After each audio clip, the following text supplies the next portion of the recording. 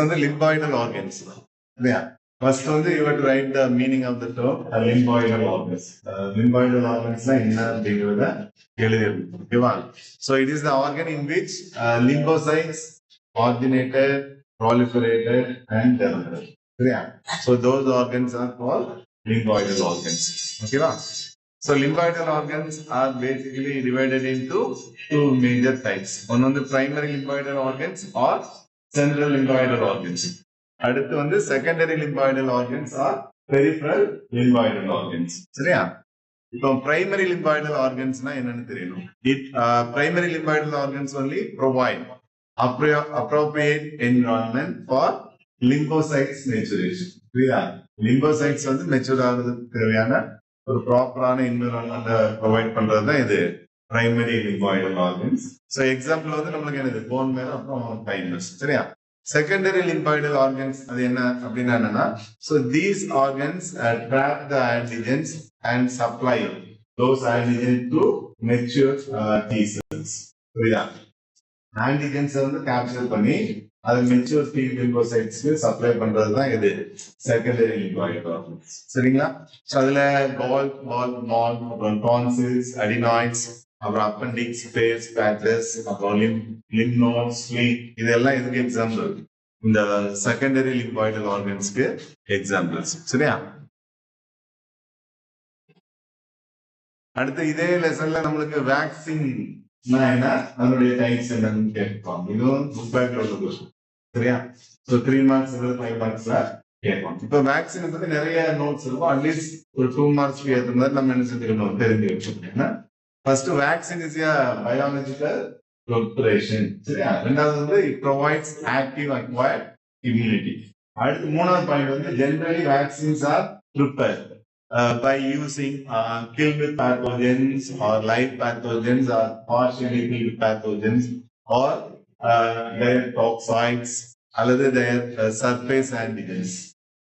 Okay, these things are mainly used for the preparation of vaccine. சரியா? அடுத்து வந்து இதுல there are 3 categories of vaccine. First generation vaccine, அப்புறம் second generation vaccine, அப்புறம் third generation vaccine. சரியா? So first generation vaccine again divided into 3 categories, namely live attenuated vaccine, அப்புறம் killed vaccine, அப்புறம் toxoid vaccine. சரியா? Live attenuated vaccines na for preparation of this vaccine we use weakened aged அப்புறம் non-virulent pathogens. சரியா? இந்த vaccine prepare பண்றதுக்கு நம்ம எந்த மாதிரியான பேத்தோஜன்ஸ் யூஸ் பண்றோம்? ரொம்ப வீக்கா இருக்கிற, அதே மாதிரி ஏஜ்டா இருக்கிற, அதே மாதிரி non-virulent டைப்ஸ் எல்லாம் யூஸ் பண்றோம். எக்ஸாம்பிள் வந்து MMR, மீசல்ஸ், மம்ஸ், ரூபெல்லா அப்படின்னு. அப்புறம் வேரிசெல்லா வேக்சின். சரியா?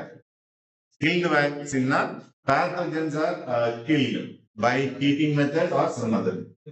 இந்த killed vaccine க்கு எக்ஸாம்பிள் வந்து சால்ஸ் போலியோ வேக்சின். சரியா? அப்புறம் நெக்ஸ்ட் வந்து toxoids or chemicals generally released by some viruses or bacteria. Those toxoids are used for the preparation of vaccine. Those vaccine called toxoid vaccine. Example வந்து DPT. DPT னா diphtheria, pertussis, அப்புறம் tetanus. சரியா? அப்புறம் second generation vaccine, example வந்து hepatitis B vaccine. அப்புறம் third generation வேக்சினுக்கு example வந்து என்னது, DNA vaccine. DNA vaccine பத்தி நம்ம ஏற்கனவே படிக்கிறோம் 9th இல்லையா? ஸோ அதுல இருக்கக்கூடிய பாயிண்ட்ஸ் வந்து நீங்க ஆட் பண்ணிக்கலாம். இது வந்து ரொம்ப முக்கியமான ஏரியா. ஏன்னா இதுல எக்ஸாம்பிள்ஸ் இல்லையா, எக்ஸாம்பிள்ஸ் வச்சு உனக்கு என்ன சொல்லுவாங்க 1 மார்க்ஸ்ல கூட கேட்கும். புரியுதுங்களா? ஸோ இது பார்க்கலாம். அப்புறம் இந்த ஃபிலேரியாசிஸ் இது எப்படி எழுதுறதுன்னு பாருங்க. இதுவும் நமக்கு புக் பேக்ல உள்ள ஒரு கொஸ்டின் தான். ஏன்னா தனித்தனியா கேட்டுருப்போம். ஃபிலேரியாசிஸ் அதனுடைய காசேட்டிவ் ஏஜென்ட் வந்து உச்சிலரியா பேக்டீரி. வெக்டார் வந்து பியூலக்ஸ் மஸ்கிட்டோ. சரியா? அனபிலஸ் கிடையாது, பியூலக்ஸ். அப்புறம் இதனுடைய ஜுவனைல் நேம், அந்த எங்கொன்ஸ் இருக்குல்ல, அதனுடைய நேம் வந்து மைக்ரோஃபிலேரியே. சரியா? சிம்டம்ஸ் பாத்தீங்கன்னா accumulation of this worm blocks the lymphatic system. சரியா? இந்த worms வந்து lymphatic system என்ன செய்யுது, பிளாக் பண்ணுது. அப்புறம் inflammation of lymph nodes. Lymph நோட்ஸ்லாம் சிம்டம்ஸ் எடுத்துக்கிட்டீங்கன்னா இதுதான். lymphatic சிஸ்டத்தோடைய ஃப்ளோ வந்து என்ன செய்யும், பிளாக் பண்ணது, இது அக்குமுலேட் ஆகிறதுனால. அப்புறம் நம்மளுக்கு இருக்கிற ஜென்ரல் லிம்ப் நோட்ஸ் எல்லாம் என்ன செய்யும், ஸ்வெல் அப் ஆகும். மூணாவது வந்து obstruction of lymph vessels causes filariasis in limbs, scrotum, mammary gland. இந்த மாதிரி லிம்பாட்டிக் வெசல்ஸ் அக்குமுலேட் ஆகுறதுனால நம்ம பாடியில வந்து சில இடங்கள்ல பிளேரியாசிஸ் ஆகும்.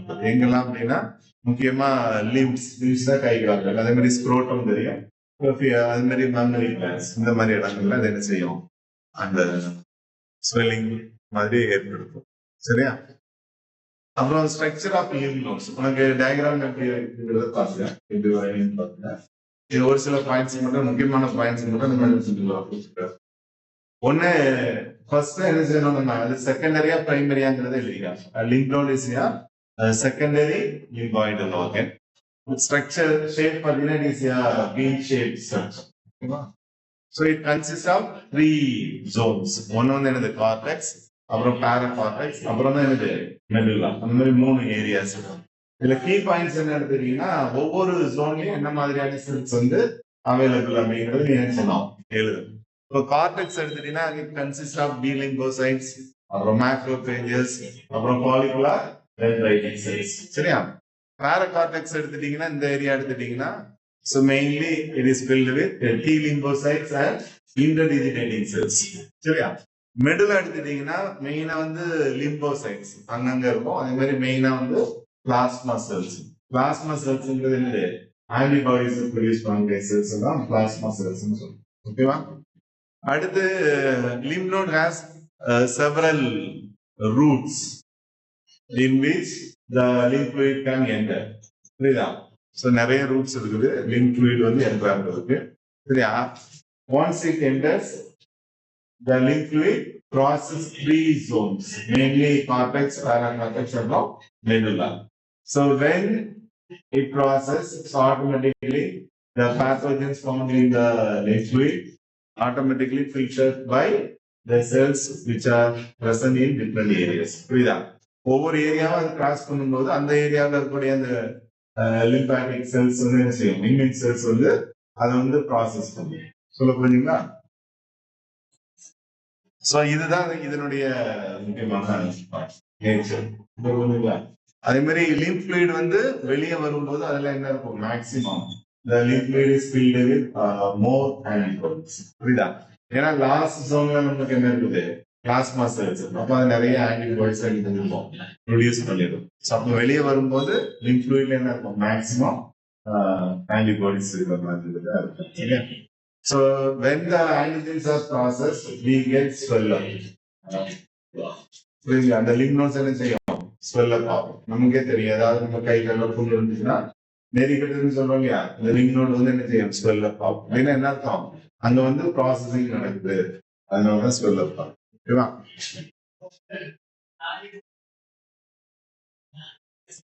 அடுத்த இதுல நம்மளுக்கு நெக்ஸ்ட் ஒரு 5 மார்க் क्वेश्चन. இது அடிக்கடி கேட்கிற क्वेश्चन தான், நிறைய பாயிண்ட்ஸ் இருக்கு, பட் முக்கியமான பாயிண்ட்ஸ் என்னன்றது தெரிஞ்சுக்கங்க. ஃபர்ஸ்ட் பாயிண்ட் என்னன்னா, the basic structure of immunoglobulin was proposed by Porter and Elder. ஓகேவா? immunoglobulin அல்லது ஆன்டிபாடி எப்படினாலும் கேட்பாங்க. So it is formed of 4 polypeptide chains. So namely 2 heavy chains and 2 light chains. சரிதானா? அடுத்த கீ பாயிண்ட்ஸ்ல பாத்தீங்கன்னா molecular weight of heavy chain தெரியணும், அதே மாதிரி molecular weight of light chain தெரியும், அப்புறம் பிளஸ் அதுல எத்தனை அமினோ ஆசிட்ஸ்ங்கிறது தெரியும். The molecular weight of heavy chain is 50,000 Daltons with 450 amino acids. சரியா? So அதே மாதிரி light chain, the molecular weight of light chain is 25,000 Daltons plus 240 amino acids. அடுத்து நல்லா கவனிச்சுக்க, both heavy chains are connected by disulfide bond.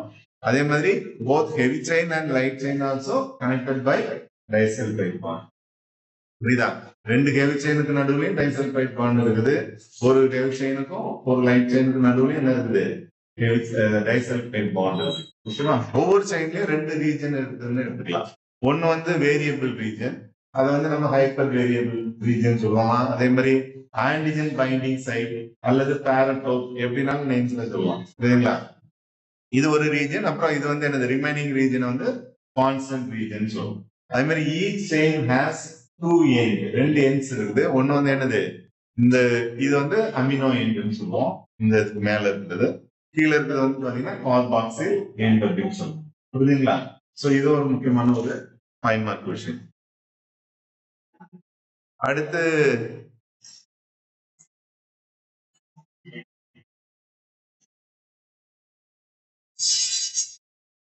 Structure of thymus. இது நம்மளுக்கு அது ஒரு 3 மார்க்ல கேட்கலாம். 2 டயக்ராம் இருக்கும். நீங்க ஏதாவது ஒரு டயக்ராமா நீங்க செஞ்சுக்கலாம், வரைஞ்சுக்கலாம். இது கொஞ்சம் சிம்பிளா இருக்கும். இதுல நல்லா கொஞ்சம் அங்க வரையும் போது ரைட் சைடு தான் லெஃப்ட் சைடு, லெஃப்ட் சைடு தான் இந்த ரைட் சைடு. சரியா? இப்போ ரைட் சைடுங்கிறத நம்ம என்ன செஞ்சிருக்கோம், லெஃப்ட் லோப்னு கொடுத்துருக்கோம். இது வந்து என்னது, ரைட் லோப். ஒவ்வொரு சின்ன சின்ன சாம்பரா இருக்குது, அது வந்து லோபியூ. அதை செப்பரேட் பண்றது வந்து என்னது, செப்டா. சரி, இது ஒரு 4-5 பாயிண்ட்ஸ் தான் இருக்கு. என்ன ஒன்னு வந்து thymus is primary limboidal organ. சரியா? So it is a flat and bilobe structure. அடுத்து each lobe is divided into number of lobules. சரியா? அப்புறம் lobules are separated by septa. Okay. Next, each lobe is differentiated into outer cortex and inner medulla. வெளியே இருக்கிற cortex, உள்ள இருக்கிறது medulla.